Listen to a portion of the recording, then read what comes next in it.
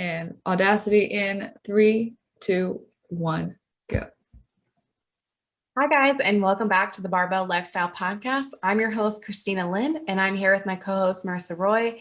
And in today's episode, we're going to discuss how to stay on track with traveling. So I think with the summer coming up and the CDC kind of lifting their restrictions for traveling, I think a lot more people are going to be traveling and going to see family, maybe that they haven't seen in a long time. So Marissa and I thought that this would be a really good topic to discuss now before we really get into the middle of the summer. Oh yeah, I'm super excited. Personally, this is great timing too, because I actually have travel coming up as well.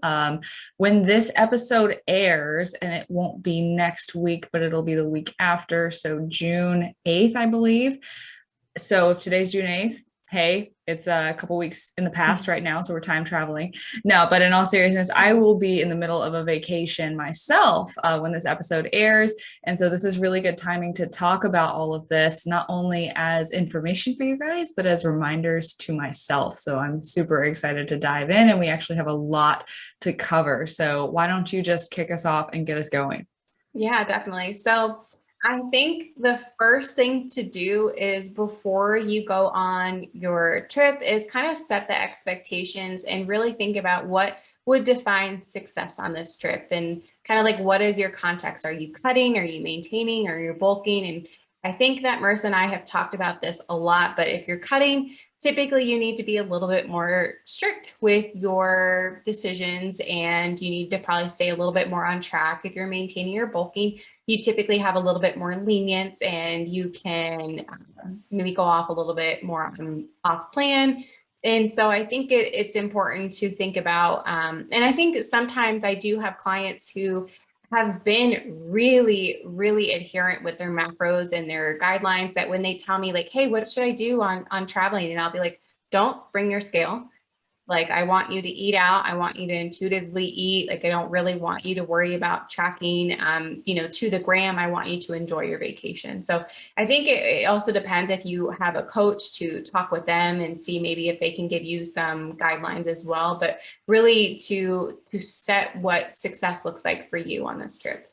Yeah, absolutely. And I think, just making sure that you're setting realistic expectations for that trip as well. So the type of trip can also govern that. So not only what your context is, so are you cutting, are you bulking, etc., but what kind of a trip is this? Is this a vacation that you've been looking forward to for a really long time? What kind of vacation? Is it a vacation where you just lay out on the beach for a week, or is it a vacation where you are doing a bunch of sightseeing, or is it a foodie vacation? Did you plan this vacation around a bunch of different restaurants and places with food that you want to try? If that's the case, then it's a totally different scenario, right?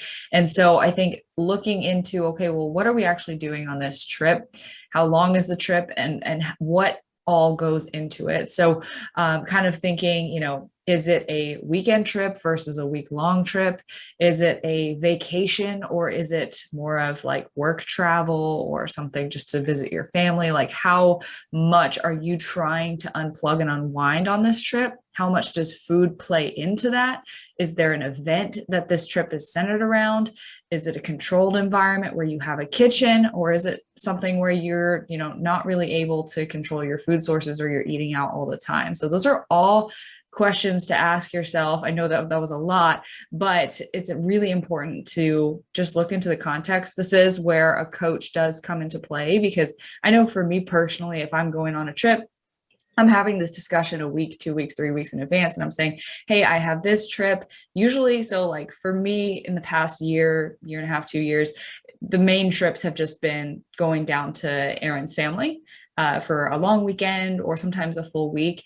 And like in that circumstance, I don't even tell my coach anymore when I'm going down, because we have such a good routine, and like their family knows kind of like what our dietary needs are, when we're going to be training, when we're there. Like we have all that kind of laid out. But the first couple of times it did take that expectation setting and like getting better at managing my diet and my training when I was traveling. But then like other trips, for example, the one I'll be on when this airs is a true vacation. Like I am going to make sure that I'm putting work completely away for that trip. I'm going to make sure that I'm, mindful with nutrition, but I would like to just relax about it a little bit more.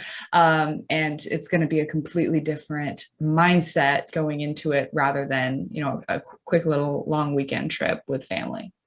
Yeah, so I think that's important to think about is I feel like when I go and visit my family, I feel more comfortable being strict with my food and they know my lifestyle. So it's not a huge deal for me to be like, hey, I need to spend a few hours to go to the gym or, can you grab a few staples for me? So I don't feel like that's an excuse to go off track. But if I was going to like visit my friends and I haven't seen them in a while and I'm in a new city and I want to explore, that might look a little bit more different. So again, I think it's setting the context of the trip as well, because that plays a big role into your actions. Yeah, for sure.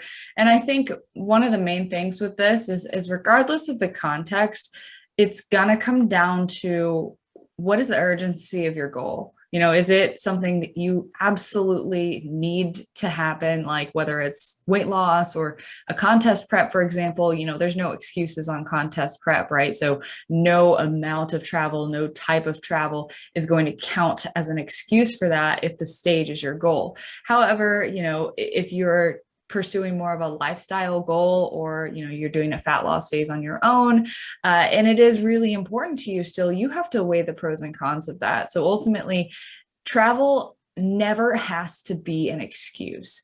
There is always a way, if there's a will, there's a way, but in all seriousness, you can make it work no matter what you're doing, no matter where you're going. It's just a matter of weighing out those pros and cons and what is worth it to you and what you're really trying to get out of that trip. Because if the trip is not food centric, has nothing to do with what you're eating, which is really uncommon for the most part, then it's important to stay on track with them. Then it might be easier. But if it's more so like a social trip, like Christina said, or food centered trip or vacation where you really want that mental release, then you have to weigh the pros and cons. Is it worth it for me to try to stay 100% on track? Or do I need to make some adjustments here so that my approach going in is realistic? The reason why that's important is because you don't want to go in and set yourself up for failure. Because if you go into a trip that say, like, let's say you're going to New York City to go on a foodie trip, like you're going to Levain Bakery, you're going to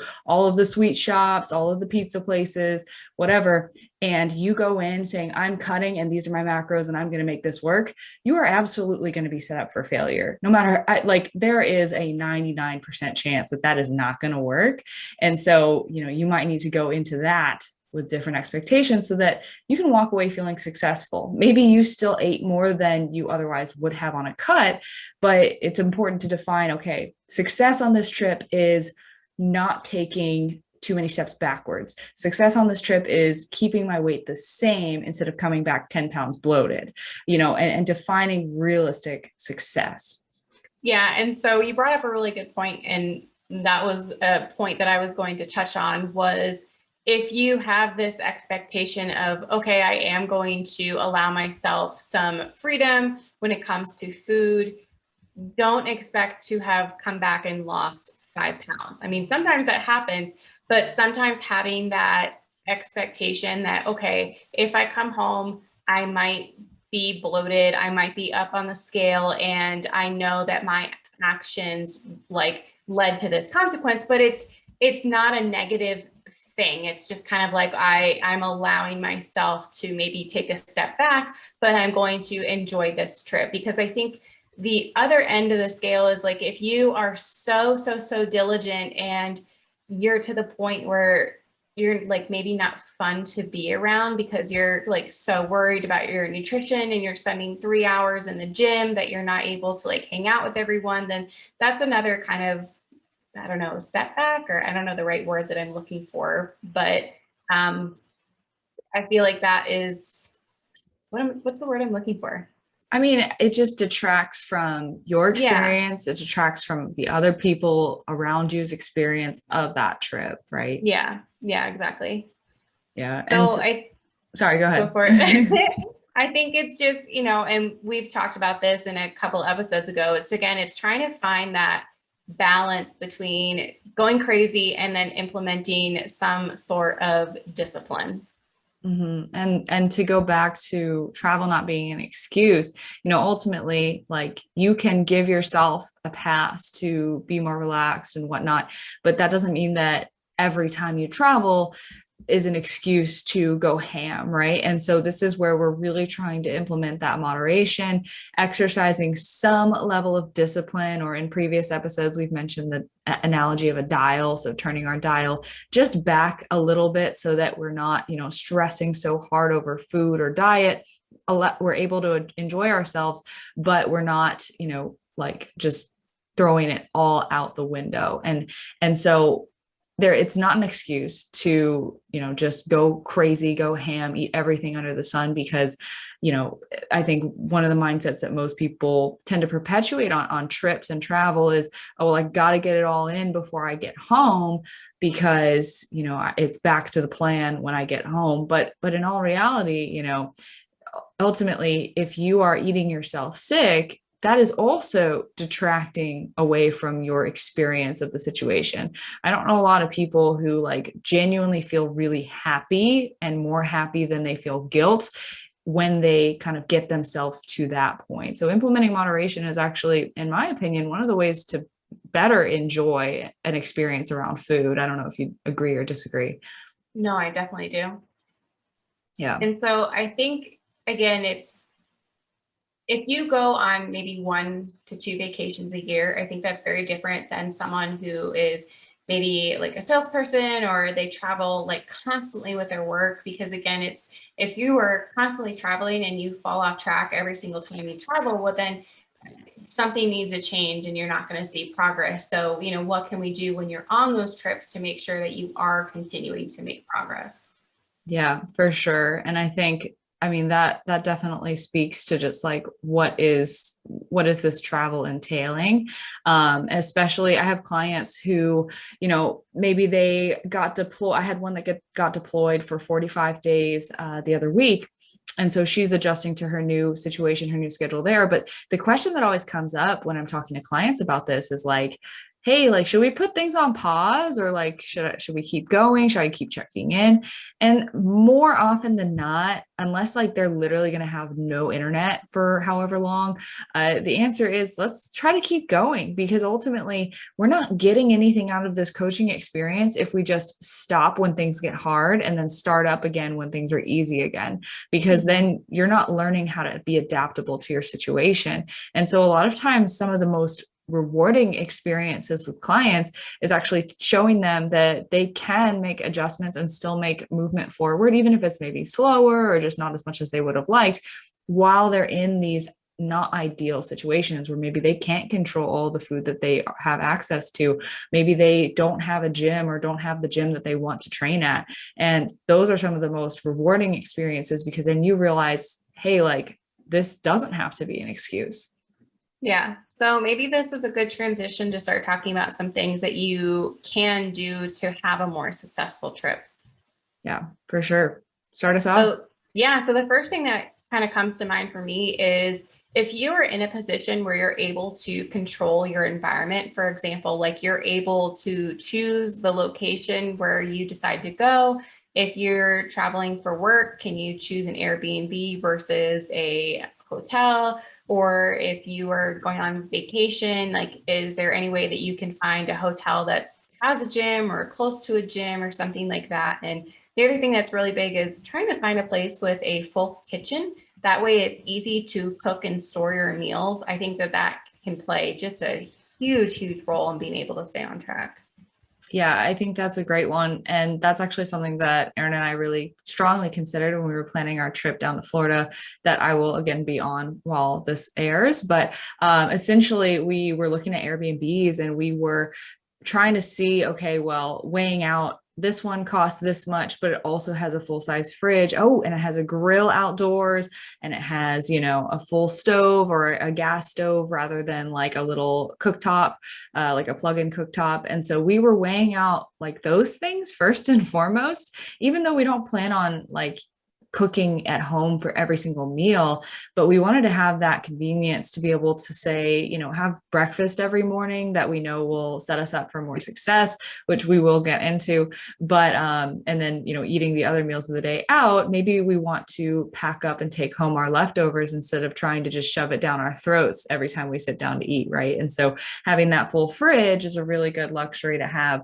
in that situation. So that was something that we actually strongly considered when we were booking our Airbnbs. Yeah, and the other thing you can do too is if you are staying in a hotel and you aren't sure if they have a fridge or a microwave, you can always call and ask to have that as an accommodation. And they normally don't charge you for that, but that's something that makes it so easy if you're traveling to just be able to put some food in the fridge, or if you come back from dinner to be able to store it. So that can be a big difference too. Yeah, for sure. And so to talk a little bit more about food, I think would be a good transition here is, okay, well, what kinds of foods do I pack? How do I pack them? What's going to be good to put in the fridge? What should I like? Should I go to the grocery store? And so just kind of staying on track with food in general. So I think the best way to do this is just with our experiences and what we do when we travel. And so the main thing that I really try to emphasize with myself and with my clients is water and protein. And if nothing else, get those two things in, because they're going to help to modulate your appetite and make sure that you're not, just overrunning all of your hunger cues, because proper water intake helps to manage appetite. Proper protein intake keeps you full. So you're less likely to make ravenous, eyes bigger than stomach decisions when you are going out to eat. The water is also really going to help with digestion as well, and bloating if you did fly. Or some people just get stressed in general. And I know that me personally, my digestion gets thrown out of whack whenever I travel.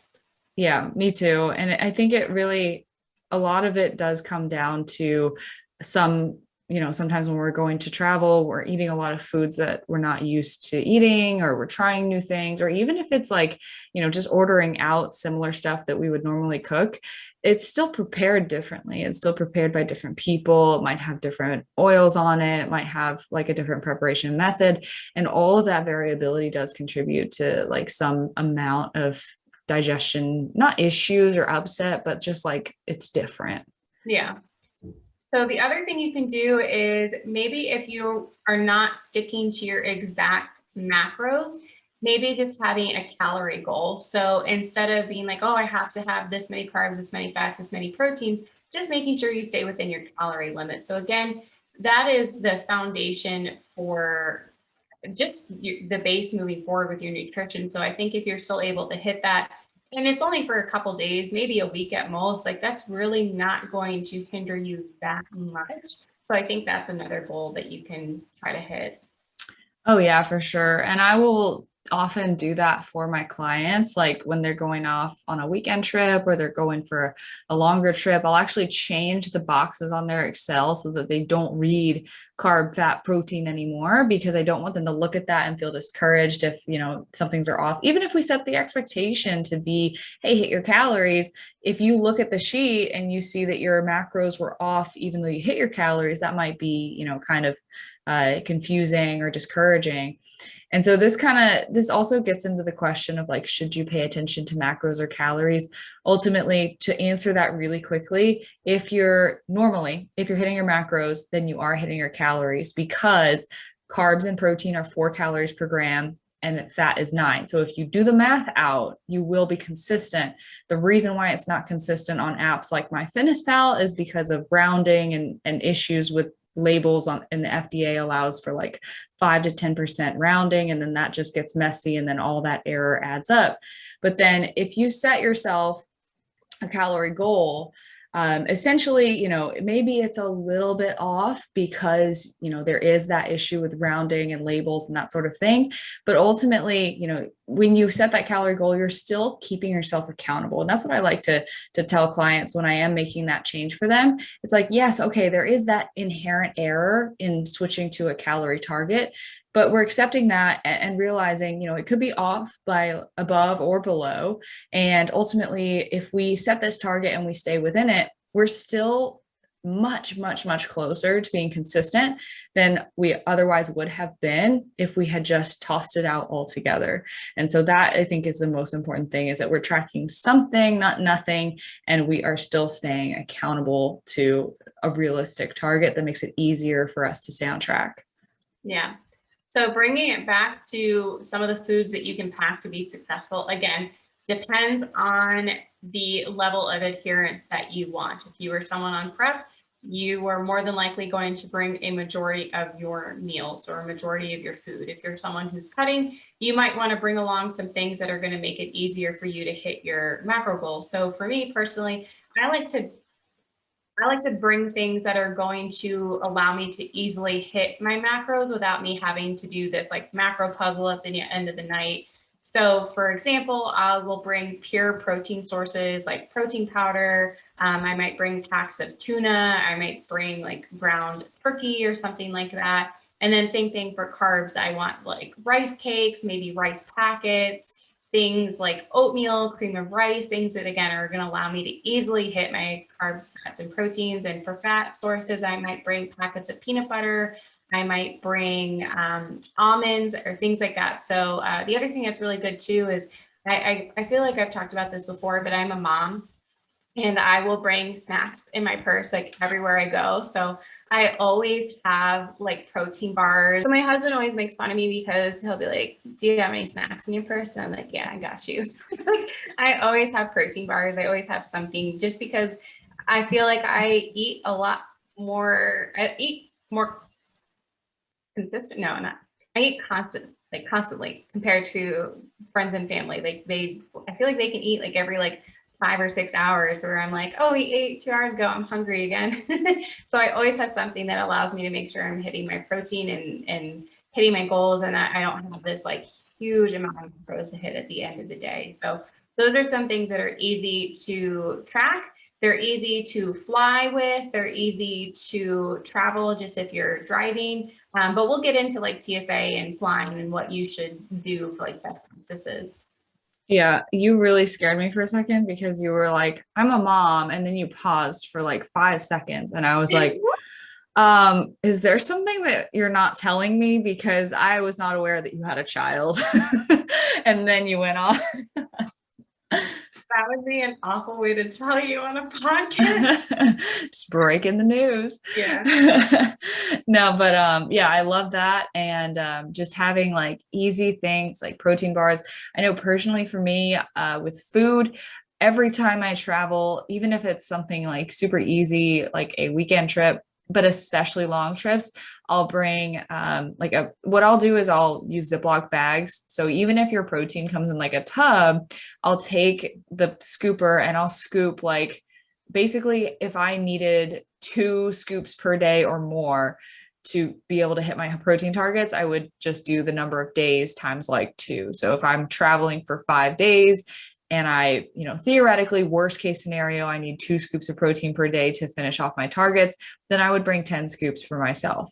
If I'm traveling with Aaron, that number goes up exponentially because he is a 6'3" male with a very high protein target. So we're just bringing it in a Ziploc bag though, because it takes up way less space because you can like get rid of all the air in that.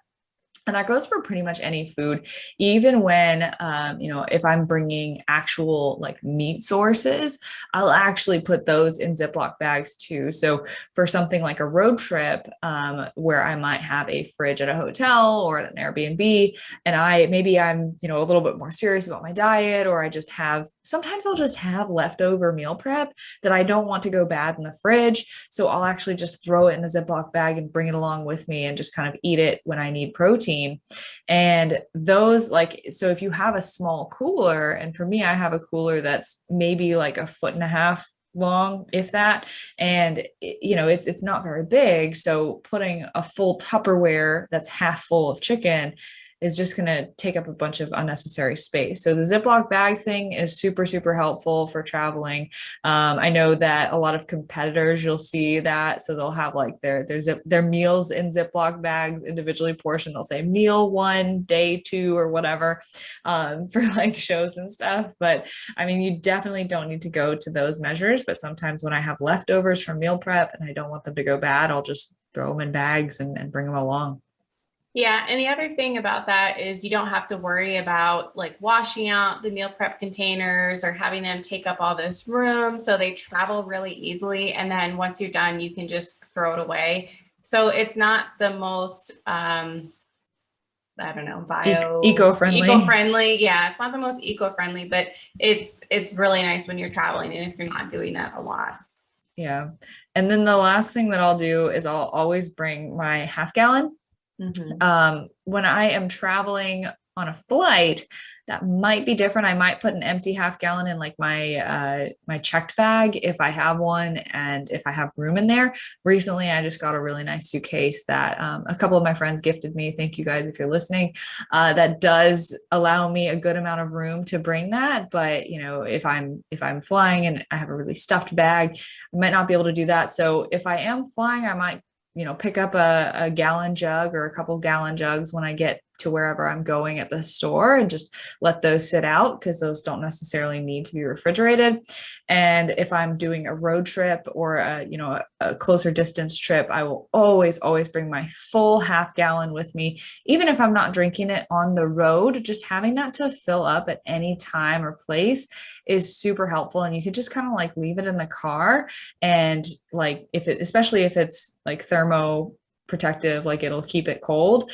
Super helpful to just stay on track with hydration. Yeah, I normally just stick a shaker bottle in one of my backpack like kind of pockets so it doesn't have to take up any room. So I'll do that when I'm traveling. Oh, that too. I have the Yeah. half gallon and I always have it like at least one shaker, usually two, like one for protein or just one extra. So normally what I do is if I'm flying and I get to TSA, I start chugging all my water to make sure I can finish it. Yep. And then I just stick it. So that way I'm like making myself drink water and then I have an empty one so I can just put it right there and take it with me. So I guess I think what we should do is maybe just touch on flying before we go into training since it just seems Yeah, for like a sure. better, yeah. So a lot of people are reluctant to take food when they fly. They have this idea that TSA is going to confiscate all their food and throw it all away, but you actually can bring a lot of food. Like I was really surprised the first time I did it. I was super nervous, but you can pretty much bring anything you want that's not a liquid. So sometimes they'll get kind of weird about like oatmeal if you want, because I literally have flown with oatmeal before in Tupperware. And they're fine with it if it's like very thick consistency, but if it's really runny, they'll make you throw it away. But you can bring pretty much any food item. I always make sure that I freeze a majority of the food. So it kind of acts as ice packs. And so it keeps all the other food cold and then it just travels really nicely. You don't have to worry about it going bad. I still always pack ice packs with me. So that's another thing too, that you want to make sure that your ice packs are small and stay frozen when you're traveling. Because if they're too big and they warm up and they become liquid, they will make you throw those out. And then the other thing that's kind of weird is sometimes they will make you throw out jars of peanut butter. So I always bring little individual cups, or what you can do is like once you make it past TSA, you can always go to like Starbucks and or something or like a Panera, and sometimes they will have those little like peanut butter cups that you can just grab a couple of those when you're traveling. So I always grab those just to have on hand. And then the other thing I do is Marissa said that she'll bring a giant bag of protein powder, but what I do, and if you are a customer of Core Nutritionals, if you go on, you can actually buy sample packets. So I always travel with sample packets. That way they're in like a sealable container and then I don't have to worry about measuring out all with a scooper. I just have those and they're easy also to fly with if you want to take like pre-workout or anything like that. So I think they're only like $2 or something like that. So I always just go on every month and make sure I'm stocked up because they're so easy to travel with. Yeah. Yeah. Usually for the longer trips, we just do the bagged because like it's just so many freaking scoops. Yeah, yeah. But especially if it was like a weekend trip, I know that like I have accumulated a lot of sample packs of like random protein powders too from the Mhm. nutrition corners whenever I get my shipments. And so that is a really great way to just like save those for travel. And then that way you don't have to bring tubs of stuff. Cause like if you've ever tried to pack like your full, if you, especially if you take like a decent amount of supplements, if you've ever tried to pack your full supplement regimen, it is a pain in the ass. And I did that for my trip to New Mexico for visiting my dad over the winter, and it was like 2 weeks worth of my daily vitamins, and like my daily vitamins were just, it was just a lot of little Ziploc baggies, definitely not eco-friendly, but it did get the job done without taking up a ton of space. um, Yeah. And the other thing that I was just thinking of is typically what I do is I bring something like a Fitmark bag when I fly, and I use that as sometimes they'll kind of consider it just like my carry-on item. It just depends how strict they are. So sometimes I'll fly with a purse or I'll fly with the Fitmark, but I make sure that all of my food is a carry-on. So that's the other thing too. If you did want to bring an entire jar of peanut butter, you can put it into your tech bag and it's fine.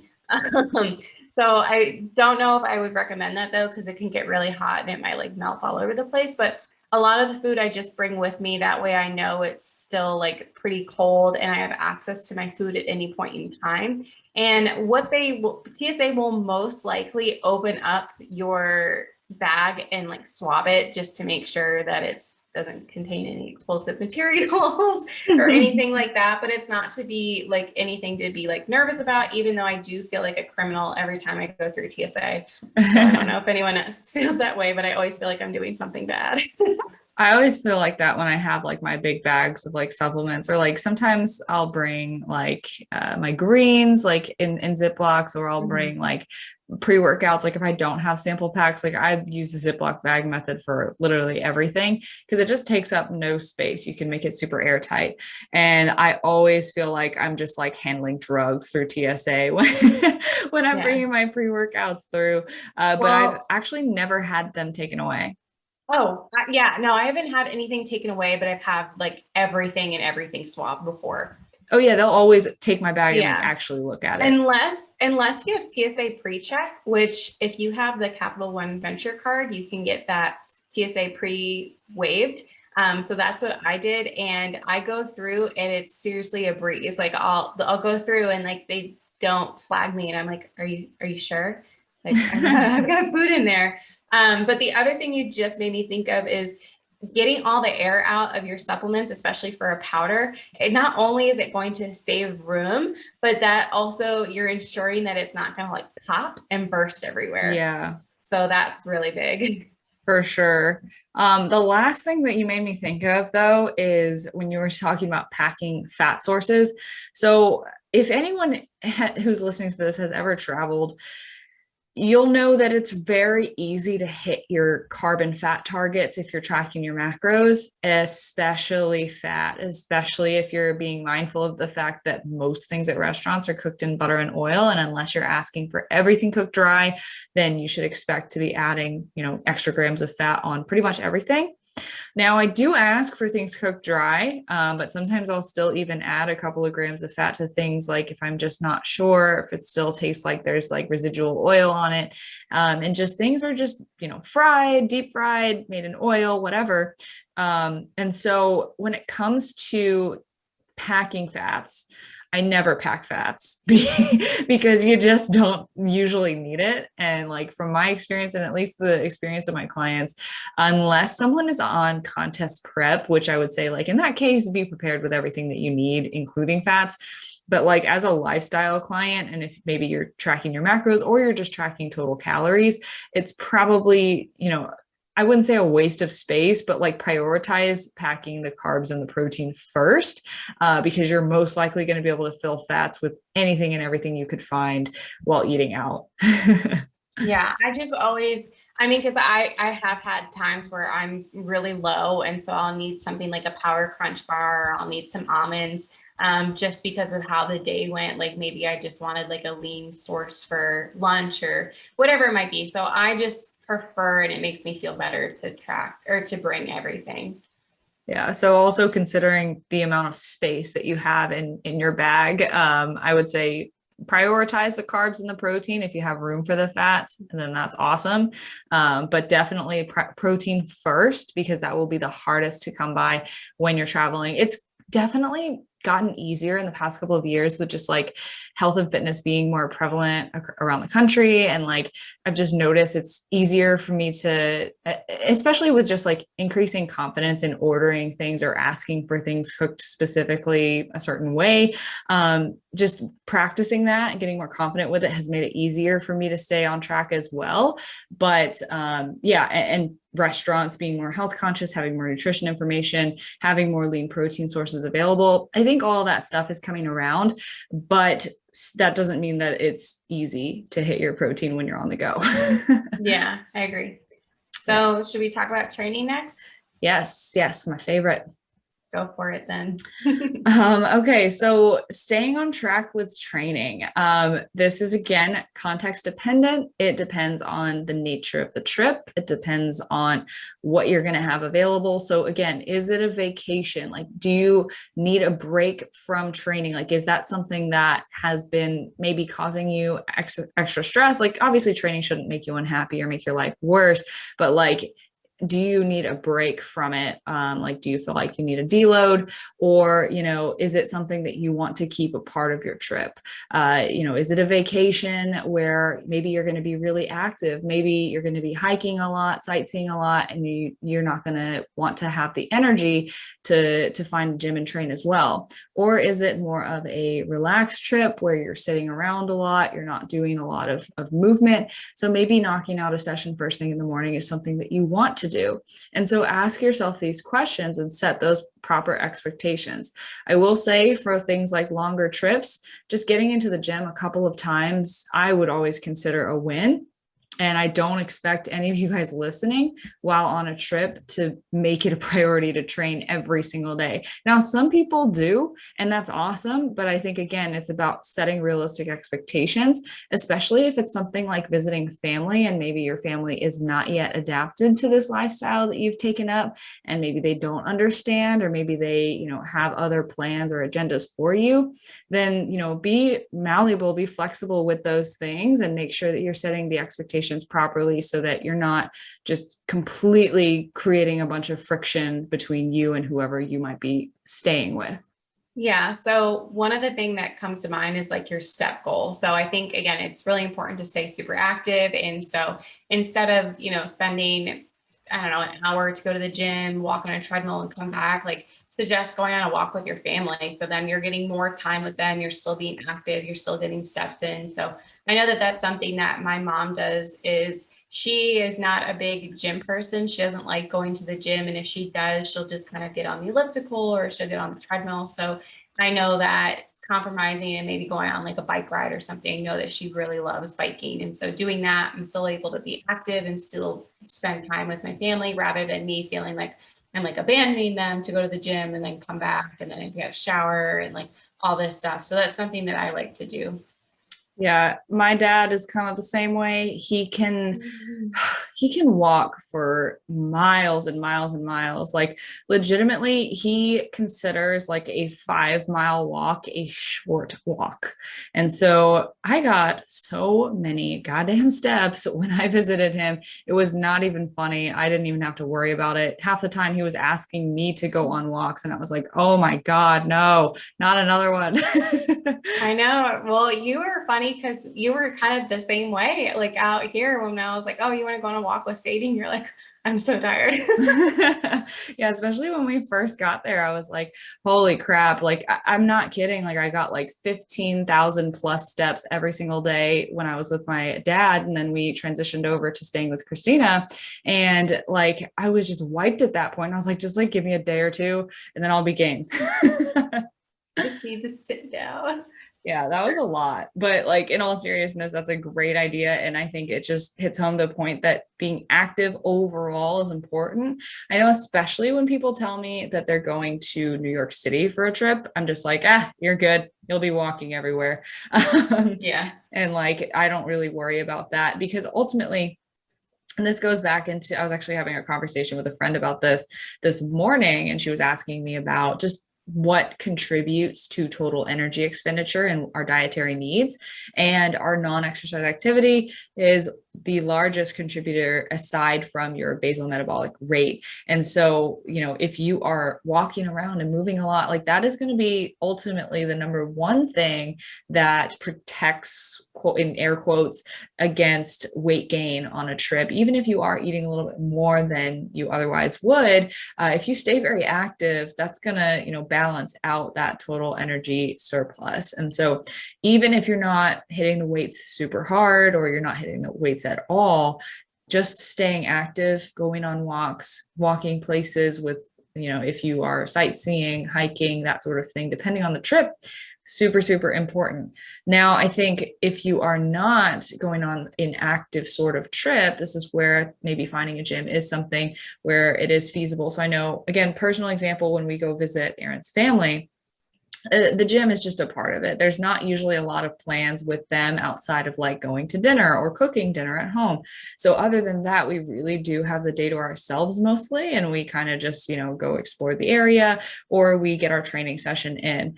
And that we just find the nearest commercial gym. And at this point, like the people there actually know us because we would go down literally every weekend. So they probably considered us weekend warriors there at some point.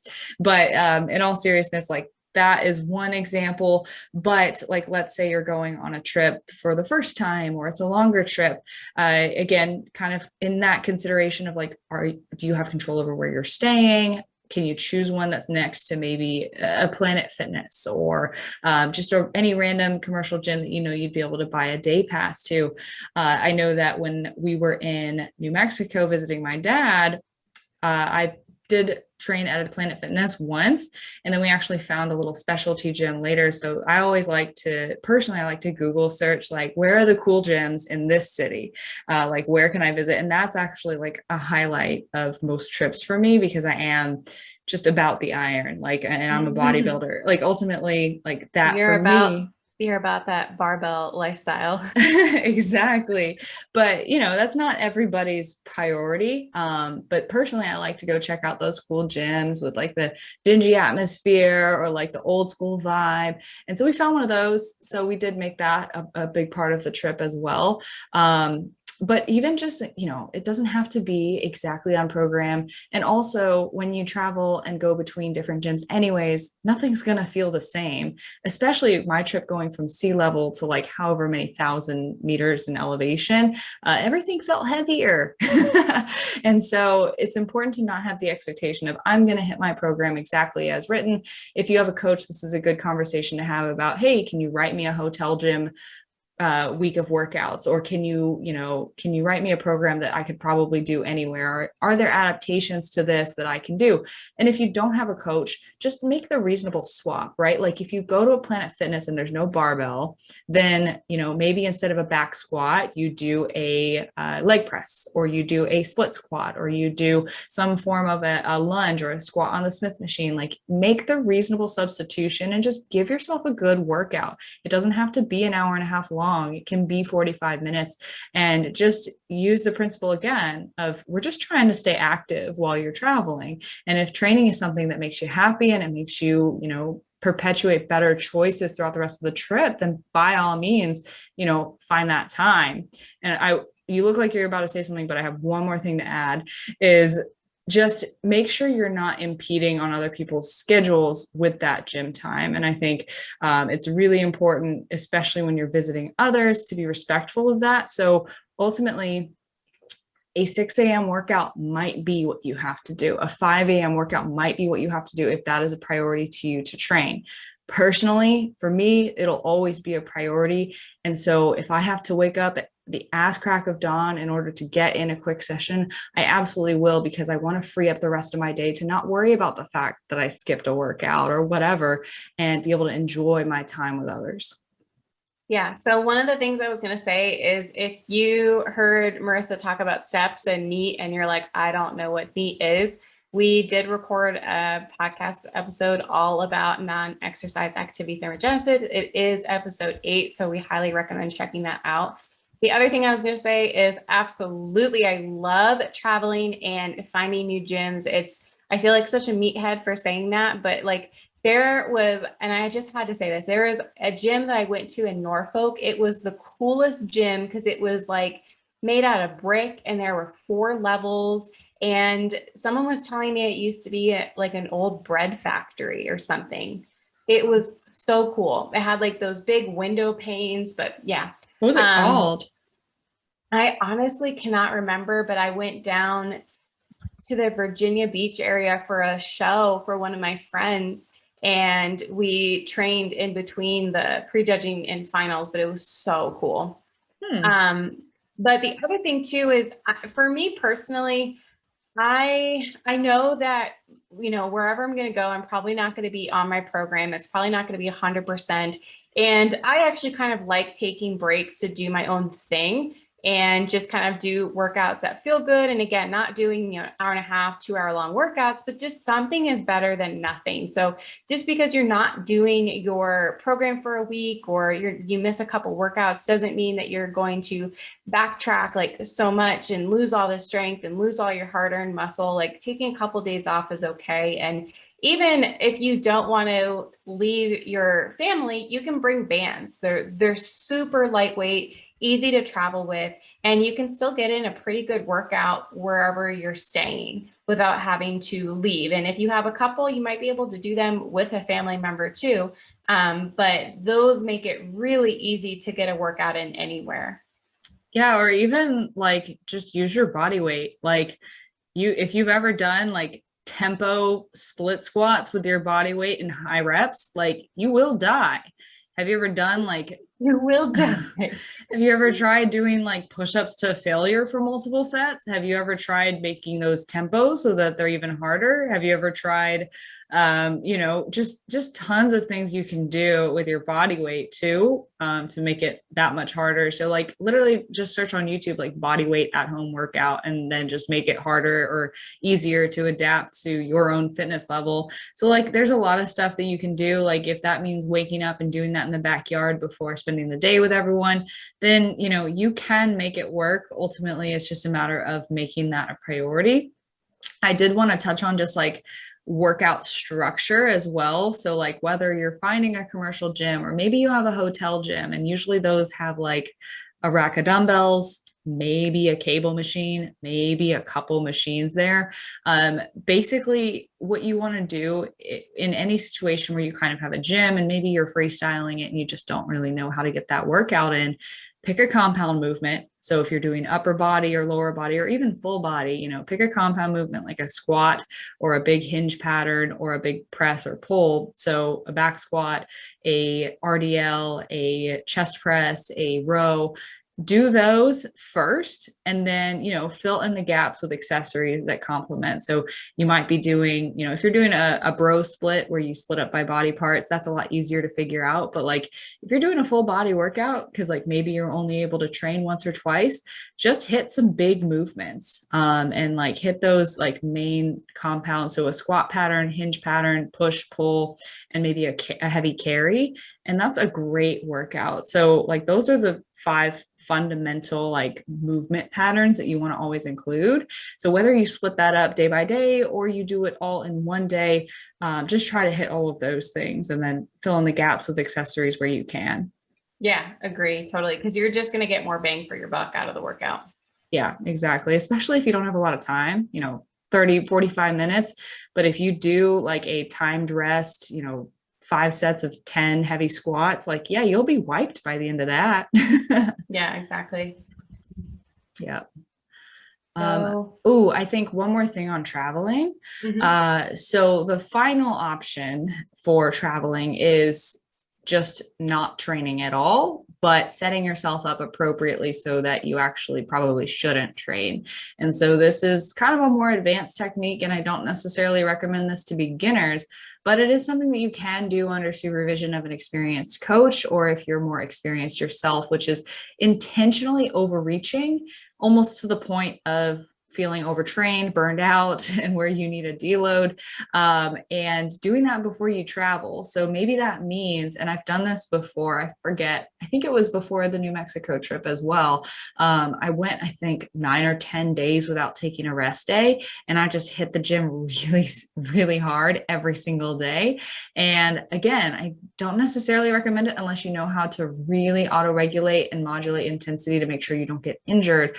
But if you are able to do this, kind of just pushing it hard for more days consecutively than you should, getting yourself in a place where you are overreached, meaning you have trained beyond the point of recovery and you need actually extra time off in order to get back to baseline, that is something that you can do. So depending on how long the trip is, if it's a long weekend and you just, maybe you train back to back the whole week prior, you can take those 3 to 4 days completely off, and you're actually recovering from a hell of a lot of training volume. And it's probably a better idea that you don't train because of how you set that up. And so that is one option. Again, I would recommend that to the more experienced athlete who really knows how to auto-regulate and modulate things based on, injury risk and prevention. But it is an option if working out either is not an option or is something that you don't really want to do on that trip. Yeah, I agree. Sweet. Yeah, so I think that we pretty much covered everything. Yeah. The only thing I would add too is sometimes if you don't want to travel with food or you don't want to worry about bringing your own food, you can order from a meal prep company and you can have meals shipped to the location that you're staying at. The only thing to kind of worry about is sometimes, like with big companies like Icon Meals, you can only order on certain days and you can only have items shipped during certain times. So that's the only thing I would be considerate of. Or you might look and find a local meal prep company and you can place an order and pick up meals. And then a lot of grocery stores have really great kind of like grab and go options. I know that HEB has really good ones. You could go to like a Trader Joe's. And again, if you don't want to worry about traveling with food and you might have a car and you can pick things up kind of at the beginning of the week, then those are also really good things to consider. I don't know, I think it's a East Coast. I think Wawa's East Coast, right? I don't know. So I don't know if there's a Wawa in the area that you're listening to this, everyone who is tuned in right now, but Wawa has actually really good little meal prep options.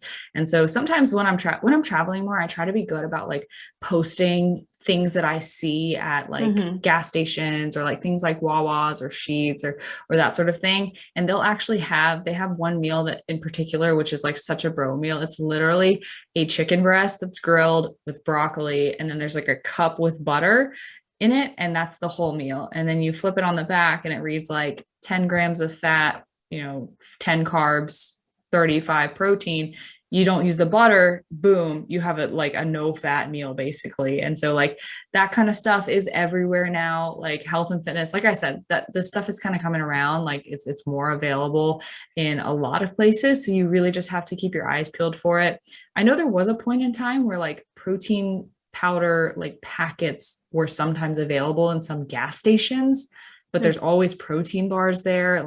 You can find a lot of stuff. Beef jerky is a nice one when you're on the road. That's another good one. Yeah. So not the Slim Jim sticks with a ton of fat in them, but look for the ones that are actually beef jerky and that have very low fat and low sugar. Those ones are pretty much pure protein.